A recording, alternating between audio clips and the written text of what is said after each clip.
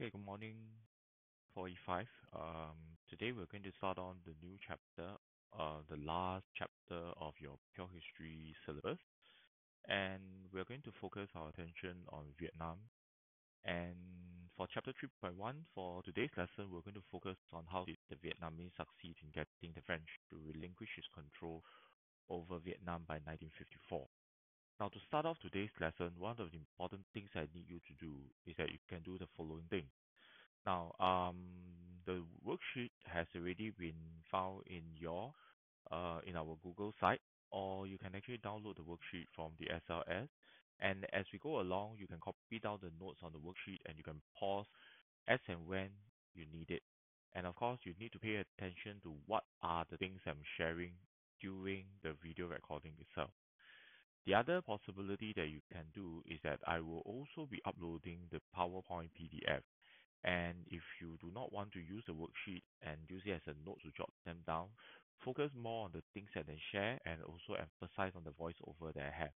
To make it easier for you to download the PowerPoint PDF and also to do the editing, I would strongly recommend that you use this app called PDF Element. And PDF Element is actually a very, very good tool for you to do easy editing on your iOS or your Android devices. And the icon, it looks a little bit like this that you see over on the right hand side of your screen. Okay, so without further ado, let's start off with today's lesson. Now, today we're going to start off with this chapter, and lesson number one, I'm going to focus my attention on um, understanding the background before we actually start into the actual detail. Now, for this whole entire chapter 3.1, there are two things that you need to understand. One, you need to understand the impact of the Japanese occupation on Vietnam nationalism, and you also need to understand the reason for French defeat in Vietnam. Now, this is a broad overview, but for today's lesson, we are only going to focus on these two things. We're going to look at how the people in Vietnam respond to colonial rule. So I'm going to start off with a very broad overview first before we talk about the context of Vietnam.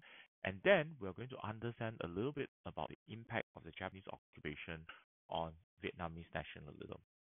Now, in the past lesson, there were some of you who have WhatsApp me and asked, listen, how am I going to revise when there seems to be so much content that we're talking about in the whole entire history syllabus? Now, the most important thing that you're going to revise is always to look exactly at what the examiner wants you to focus on.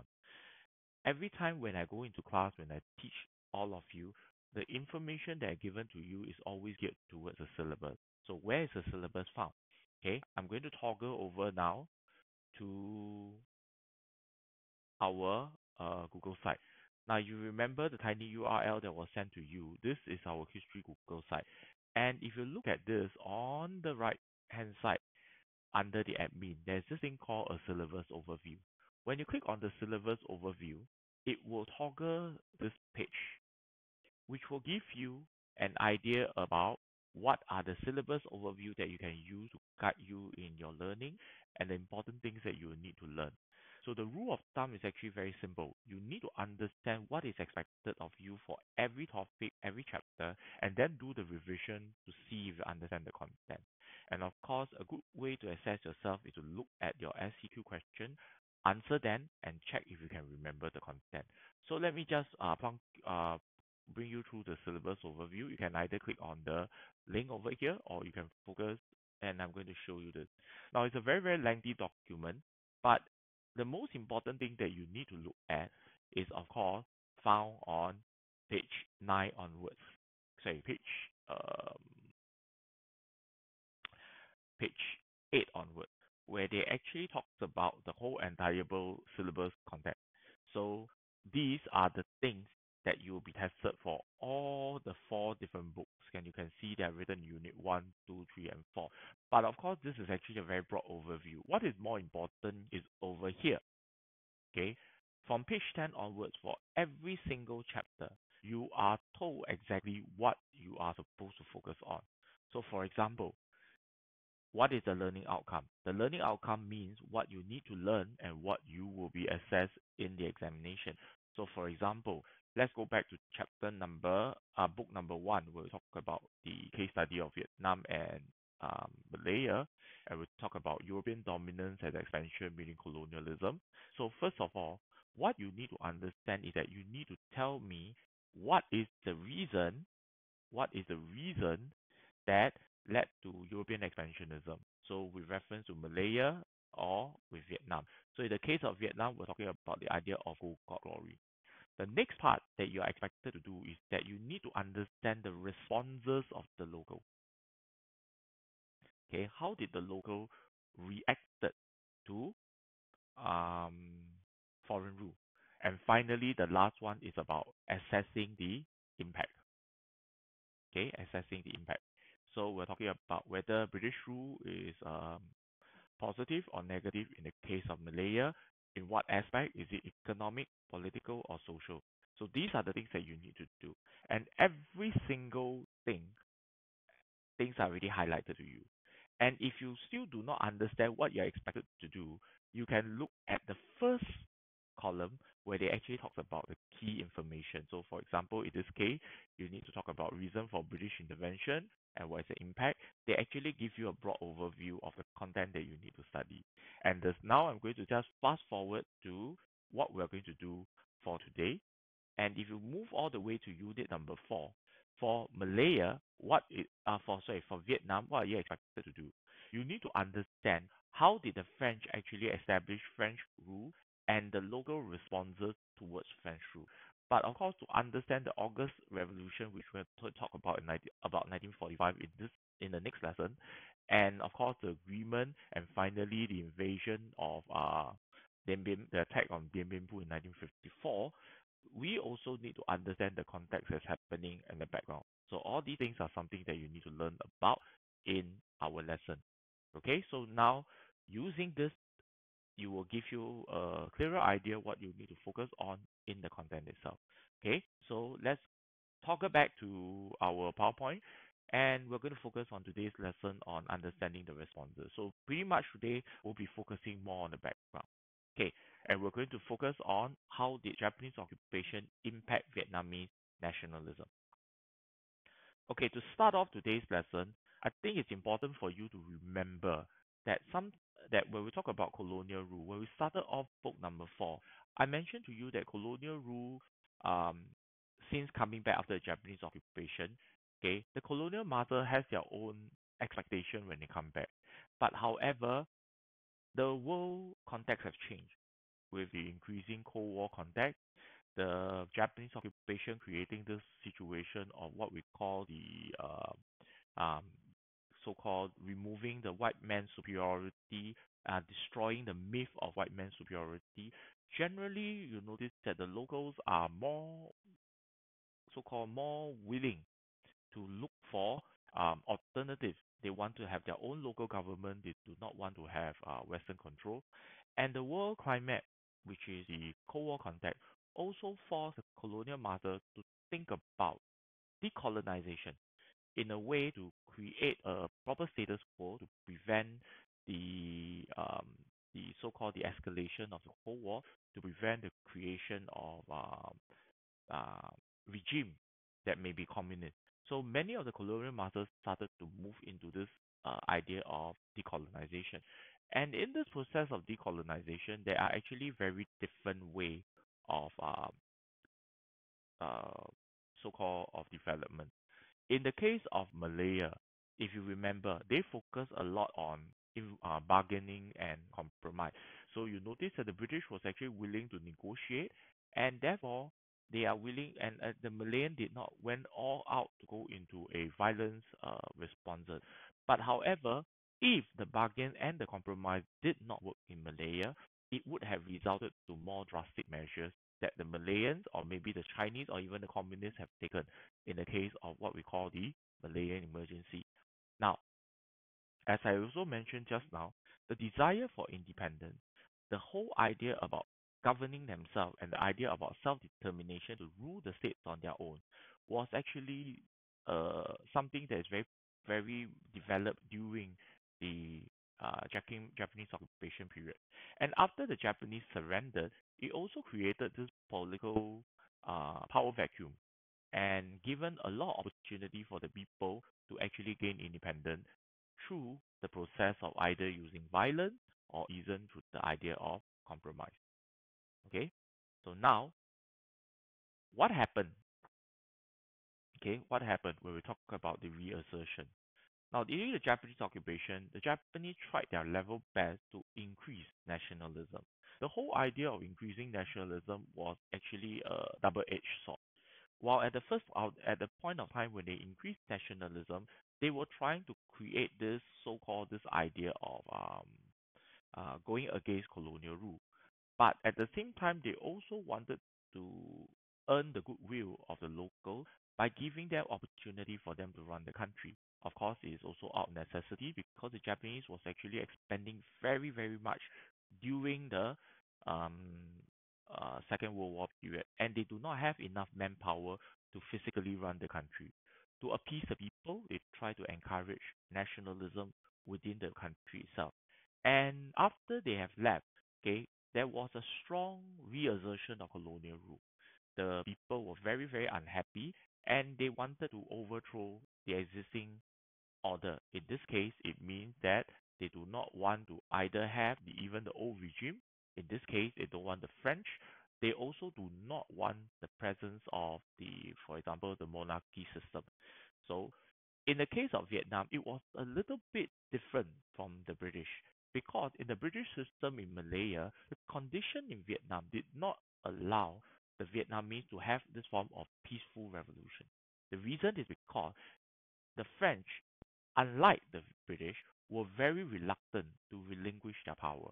And later you'll understand that the French situation was also hampered by the fact that there was also a changing tide of the Cold War situation, and there was the absence of a legitimate government, which is actually non-communist. Okay, so that's something that you need to take into consideration when you're trying to analyze between the British and the French in Vietnam. Okay, so now let's move into the case study of Vietnam, and you could see from the pictures itself, the two pictures I show on the left and the right, the left with the helicopter and the right with the tank, you pretty much can understand how the state of independence, getting independence for the Vietnamese appeared during the course of the um, after the Second World War. Okay,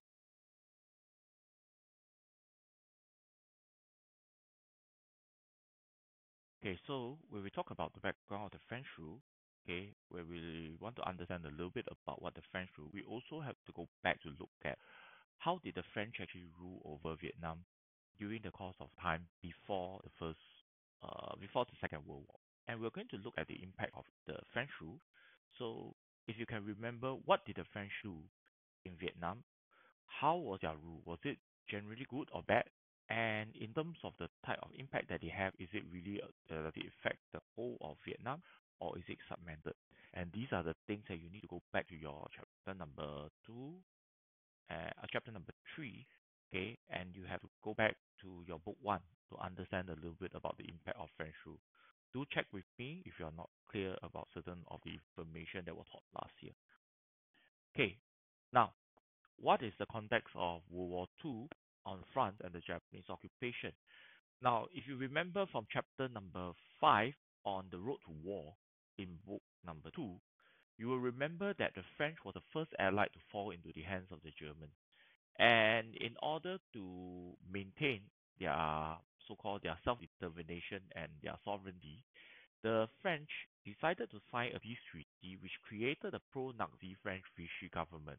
And as a result of their close alliance with the Nazi, it means that they are now collaborating directly with the Axis power. And as a result of this, they work very closely with the Axis power with regard to government decision and policy relating to France and of course its colony.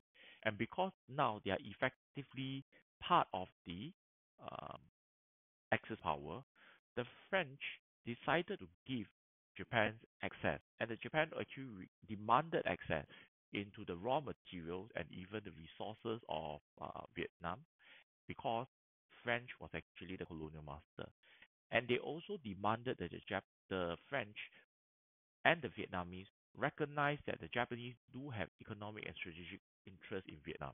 Remember, Vietnam was actually very, very close to China, and Japan was actually involved in the battle with the uh, Chinese. And therefore, having the resources and having access to Vietnam so that they can access to Malaya, Singapore for other resources was actually something very, very important for the Japanese themselves. So all this while, Japan never thought about taking over Vietnam. Japan only wanted to use Vietnam as a transit point to the rest of the Southeast Asia. Japan went ahead and took over Malaya, and they have agreement with Thailand, and all of them recognize um, Japan's control over this area and their resources. So it was only until 1945 when when the Japanese decided to formally occupy Vietnam. The reason being that the Vichy government has fallen and the Nazi has already been defeated. Japan was technically on their own fighting the war, and because the minute that the French are now back onto the side of the Allied, Japan did not have any control over Vietnam, and therefore they decided at this point of time to formally occupy them, and that took place in the 9th of March 1945. So, what was the general impact that we were talking about? Now, in the case of Japanese occupation in Vietnam, like I mentioned to you, it was only until 1945, okay, over here, when the Japanese actually had total control over Vietnam. All this while, they were very, very happy to just work together with the French, but they were also trying to limit the type of so-called the French policy towards the Vietnamese. So in June, August, and September 1940, the whole idea that they were doing was actually to establish some form of agreement with the French in order to acknowledge that Japan has special rights and interests in Southeast Asia. Japan wanted to have some form of control. They wanted some form of control over the northern borders in Vietnam and China. They wanted control over that. They also wanted the French to recognize Japan's right and interest, and they also wanted uh, Japan to give them access to the port, which allowed them to station their troops. And where is this Haiphong port that we're talking about? Okay, this Haiphong port is actually found over here. Okay, if you take a look at the Google map, Haiphong is actually over here, and that is in the northern part of Vietnam. Can you see the close proximity that I mentioned to you that's very close to China? China is over here. Okay, what you see over here is China. So what the Vietnamese have given access to the Japanese was to give them this port for them to station their troops, and the Japanese actually have control over this area, have access to this area, so that they can continue, okay, they can continue to move their resources from places like Thailand or even from Malaya and Singapore. So that was the significance of the whole thing. Okay, so let's get back to the PowerPoint slide. So in 1945, like I mentioned to you, Japan was overthrown by the French colonial lead government in Vietnam because France had been under the Allied control in 1944. So that pretty much changed the way that the Japanese run Vietnam. Okay. Now, how did this whole thing impact on Vietnam itself? Now, the minute when the Japanese occupation took place in Vietnam, all those agreements that were signed in 1940 and finally the actual takeover in 1945, all this while it exposed the weaknesses of the French colonial government because from June 1940, there was a lot of concession given to the Japanese. At the same time, the Japanese were also unable to allow unable to stop the Japanese from occupying Vietnam in 1940 and also later in 1945. So because of all these things, the French colonial masters were given a very, very low impression by the local people. The French, under the control of and influence of the Asian power, also created a sense of this white destruction of the white man's superiority. And the Japanese did not really take care of the Vietnamese. What they did was that they actually worked in conjunction with the French and later on their own to exploit the Vietnamese. And as a result of this, the people, the local um, reaction towards the French was there was already a loss of respect. And the weaknesses that happened in this period of time created the situation where the French were also no longer feared by the locals. So let's look at the background of the Vietnamese nationalism first.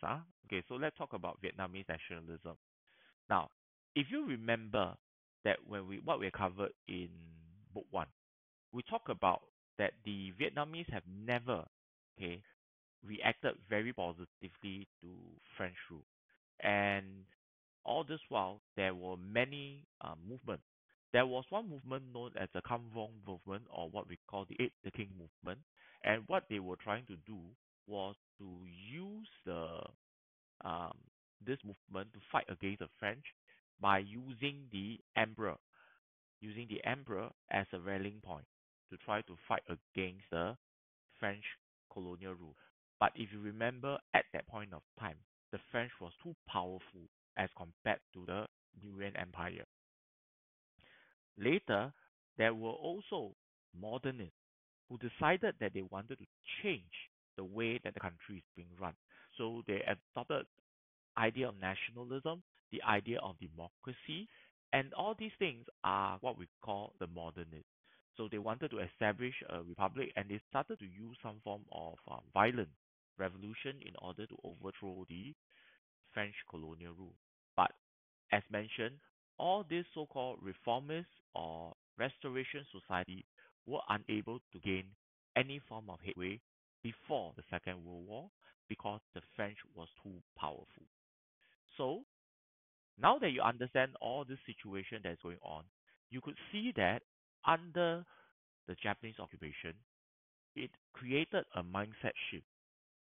The people no longer fear the French, and at the same time, the Vietnamese also realized that the French were not invincible because the fact that an Asian power could subjugate them, can defeat them, and at the same time force them to establish certain policies also shows that the French were actually not powerful. The other thing that the French uh, situation have created was that by working together with the Japanese to continue to exploit the local during the Japanese occupation was also something that made the local very unhappy. And that sense of wanting to rule the country on their own started to develop very, very strongly or much stronger during the Japanese occupation period itself. Okay, now let's now look at the Japanese occupation context and see how it developed Vietnamese nationalism.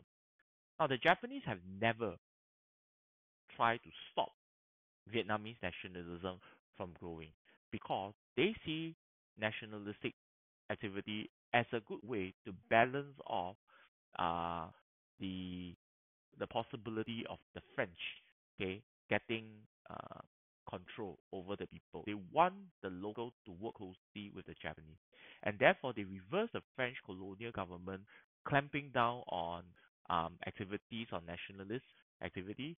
They also allow Vietnamese leaders, okay, like this person over here on the right hand side, um, Uncle Ho or Ho Chi Minh, to actually return back to Vietnam to rally the people against French colonial rule.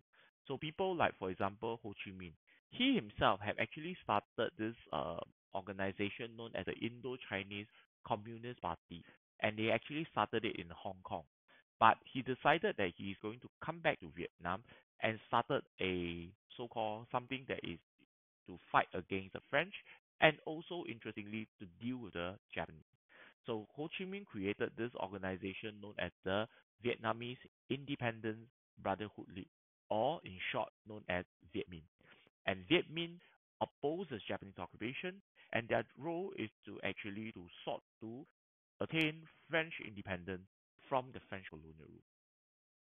So what you see over here, which is a Vietnamese flag, started off as the flag of the Viet Minh. Okay. Now, at that point of time, there was a bigger danger. The bigger danger is actually um, the Japanese, and therefore the Viet Minh actually gained a lot of support from other foreign countries to resist Japanese occupation. At that point of time, even though Viet Minh was a communist party, the Americans and the Chinese temporarily provided support to help them to form their own army by providing them with military arms and equipment.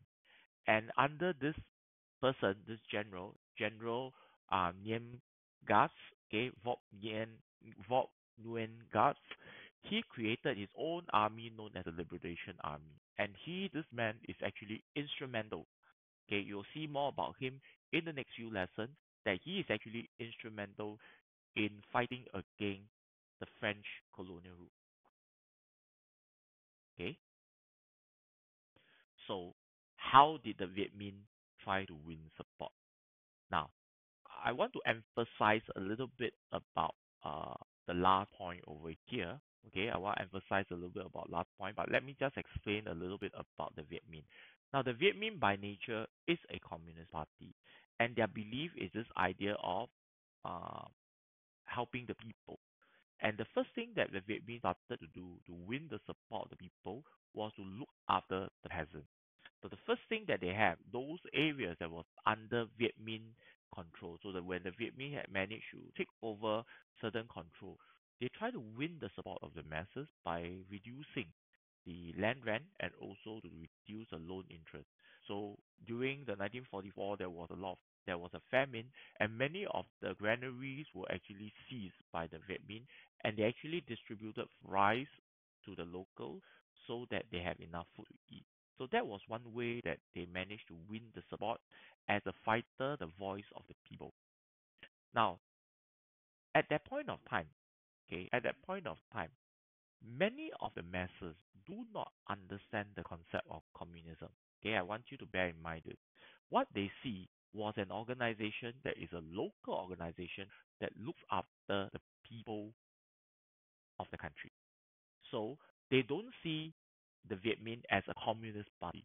They see the Viet Minh as a nationalistic party, a party that is used to get the support for from the people. So at the end of it, in 1945, okay, in 1945, the war uh, in Europe was pretty much over because the Nazis has also officially lost the war, and Japan was pretty much on their own. And when Japan came into power, they decided that they need to occupy Vietnam because Vietnam is now technically doesn't belong to them. Their agreement with the French Vichy government has been void because of the return of of the French to the Allies. And what the Japanese wanted to do was to still take control over the resources of Vietnam, and therefore he need to have a rallying point. And therefore they decided to go back and look for the leader, Emperor Bao Dai. Okay, Emperor Bao Dai was reinstated by the Japanese to become the emperor. Now the interesting thing was that because he accepted his role. Initially, when he took over, he was a Bao Dai was actually very was French educated, and because he was very close to the French, he already lost a lot of legitimacy. And later, when the Japanese requested for him and resaw him as the emperor, hoping to use him as a rally point, he decided to agree to it because he thought that he could actually use his position to help his people. But because he was associated to the French and now to the Japanese, he has actually less legitimacy than the Viet Minh. And the Viet Minh, who has also grown stronger because of the policies that they have introduced, they have won more support, and at the same time, because of the Americans and Chinese providing military support, they also have a stronger military presence there. And with that, okay, it created what we call a power vacuum. Okay. Now, what is this power vacuum that I'm referring to? The power vacuum I'm referring to was that when the Japanese surrendered, the French did not come back immediately. And as a result of this, it provided the opportunity for the Viet Minh to take over power uh, and make themselves the legitimate government. This is something that we will be talking about in the next lesson. So what I need you to do now, okay, what I need you to do now, we've come to the end of the lecture itself. What I need you to do now is that I want you to read your textbook, okay? So as to reinforce your understanding about what I've covered so far. So today, I've actually covered a couple of things. One, I talk about the context of the responses of the local people towards colonial rule and how they actually fight against colonial rule. And I also shared with you the context of Vietnam and the impact of Japanese occupation on Vietnamese nationalism. So I want you to go back to your textbook, reinforce your learning on this, and if you have any queries, you can actually post it on the parking lot in the Padlet which I shared with you on the WhatsApp group. Of course, if you feel that you need to seek certain clarification about certain things urgently, you can also WhatsApp me on this. Okay, so with that, we'll come to the end of today's lesson. Okay, I will try to arrange for a live lesson, okay, um, soon. But for this week, I will be doing a lot of content. I need you to do your own reading up on content, and I will be focusing more on the lesson, um, in more of this type of so-called online lesson in the next few sessions. Okay, so with that, continue to learn, okay, and any problem, just post it on the parking lot. Okay, I'll see you around again. Okay, stay safe. Okay, and remember to continue to do your revision.